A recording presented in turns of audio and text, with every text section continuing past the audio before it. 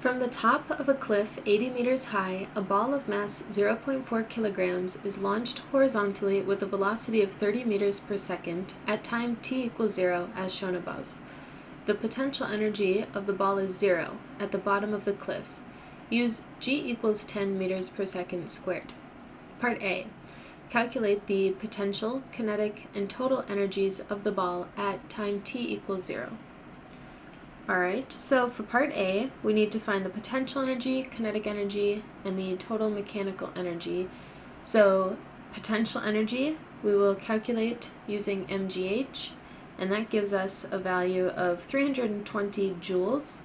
Kinetic energy we'll use 1/2 mv squared, and that gives us a value of 180 joules.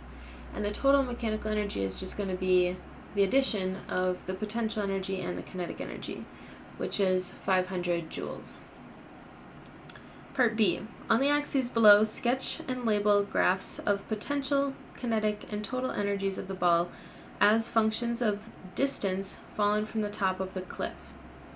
Well, for this problem, we're going to need to figure out what the relationship is between either potential energy and height fallen or kinetic energy and height fallen.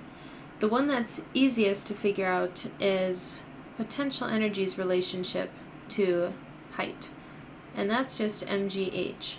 So that means as h decreases, potential energy decreases by the same amount. There's a linear, direct relationship between potential energy and height.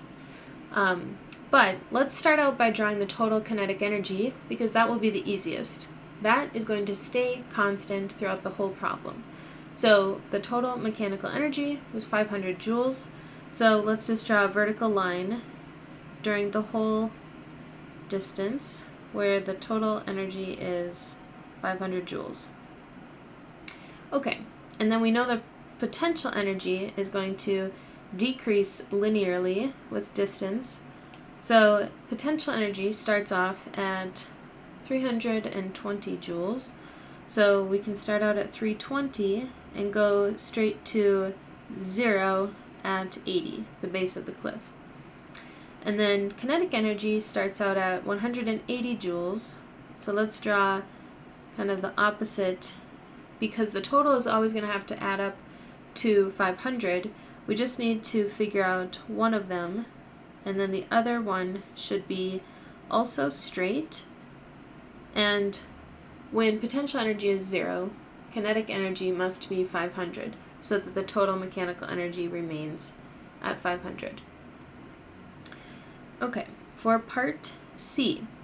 On the axes below, sketch and label the kinetic and potential energies of the ball as functions of time until the ball hits. Alright, so first we need to figure out how long it's going to take for the ball to hit the ground, so we know how many seconds to include in our graph. So to do that, we're going to use the kinematics equation, y final equals y initial plus the initial velocity in the y direction times time plus 1/2 acceleration in the y direction times time squared. So our initial height is 80, the initial velocity in the y direction is 0, acceleration due to gravity is -10, and we're going to just rearrange to solve for t, and we get 4 seconds. So we know our graph should end at this 4-second mark. So I'll draw a little dashed line to show that that's where our graph needs to stop.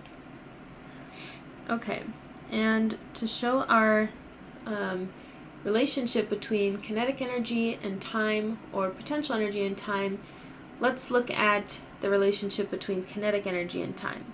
So neither kinetic energy nor potential energy both explicitly depend on time, but we know from the kinematics equation velocity final equals velocity initial plus acceleration times time that our final velocity is directly proportional to time, so that as time goes on, the velocity goes up by the same rate.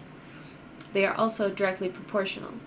However, kinetic energy depends on velocity squared, so therefore by extension, kinetic energy is proportional to time squared. As time goes on, kinetic energy will increase by time squared. So that means we're going to want to draw a kinetic energy curve that increases by time squared. So it's going to be kind of parabolic. But we're still going to want to start our kinetic energy at 180, so I'll draw a dot right there to show that. And then it's going to increase to 500 by the time we hit 4 seconds.